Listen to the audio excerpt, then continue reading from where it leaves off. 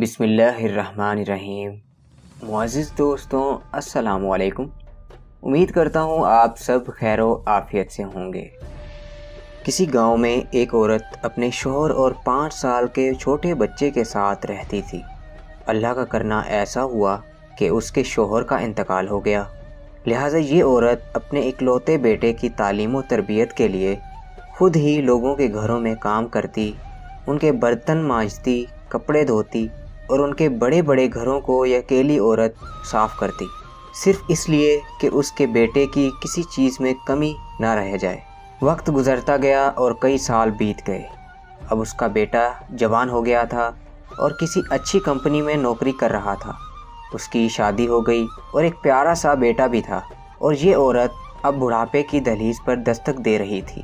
بیٹا شادی کے بعد اور نوکری ملنے کے بعد ماں کا احترام کرنا تو دور کی بات، اس کے ساتھ ڈھنگ سے بات بھی نہ کرتا تھا۔ اس بوڑھی عورت کی زندگی میں صرف اتنا فرق آیا تھا کہ پہلے یہ غیروں کے برتن اور کپڑے دھوتی تھی، اب اپنے بہو بیٹے کے برتن دھو رہی تھی۔ پہلے یہ دوسروں کے گھروں کی صفائی کرتی تھی، اب یہ بہو کے ہوتے ہوئے بھی اپنے گھروں کی صفائی کرنے پر مجبور تھی۔ دوستوں، جو بھی تھا، لیکن تھی تو ایک ماں۔ اپنے بیٹے کی خوشی کی خاطر وہ ہر دکھ جھیلنے کو تیار تھی۔ بیٹے کے پاس دولت کی کمی نہ تھی، اللہ کی دی ہوئی ہر چیز اس کے پاس تھی، لیکن ماں کو اس نے گھر کے ایک الگ کمرے میں چھوڑ رکھا تھا، جہاں موسم کی شدت کو روکنے کے لیے کوئی بندوبست نہ تھا، اور کئی دنوں کے بعد جب کبھی وہ اس کمرے میں جاتا تو صرف ماں کو گزرتے وقت کی محرومیاں یاد کروا کر تانے دینے اور لڑنے جھگڑنے کے لیے۔ ایک دن سردیوں کی یکپستہ شام میں اس کی ماں ایک پھٹے پرانے کمبل میں سکڑ کر بیٹھی یہ سوچ رہی تھی کہ آج اس کا بیٹا کام سے واپس آئے گا تو وہ اسے کمبل کا کہے گی، کیونکہ اس کمبل میں اسے بہت سردی لگ رہی تھی، اور اب اس کی کمزور ہڈیاں اس سردی کو برداشت کرنے کی ہمت نہیں رکھتی تھی، اور اسے 100% یقین تھا کہ اس کا بیٹا بڑے پیار سے اس کی یہ ضرورت پوری کرے گا۔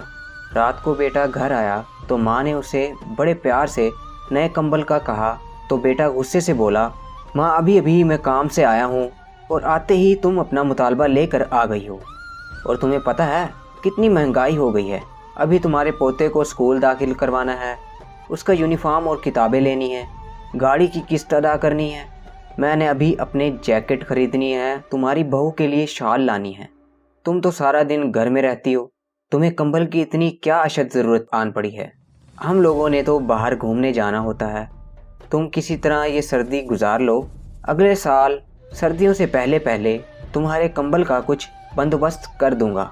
بوڑھی ماں خون کے آنسو پی کر چپ چاپ اپنے بوسیدہ حال کمرے میں واپس آ گئی، اور پھٹے ہوئے کمبل کو اوڑھ کر ٹوٹی ہوئی چارپائی کے کونے میں سکڑ کر لیٹ گئی۔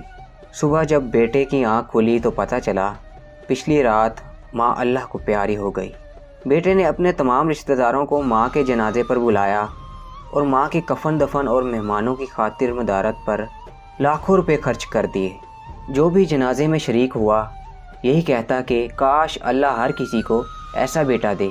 مرنے کے بعد بھی ماں سے کتنی محبت ہے، لیکن میرے نہایت قابل قدر دوستوں، انہیں یہ نہیں پتہ تھا کہ دنیا والوں کو دکھانے کی خاطر جو بیٹا اپنی مری ہوئی ماں کے جنازے پر لاکھوں روپے خرچ کر رہا ہے، پچھلی رات چند سو روپے کے کمبل کے نہ ہونے کی وجہ سے ماں سردی میں سسک کر جان دے گئی۔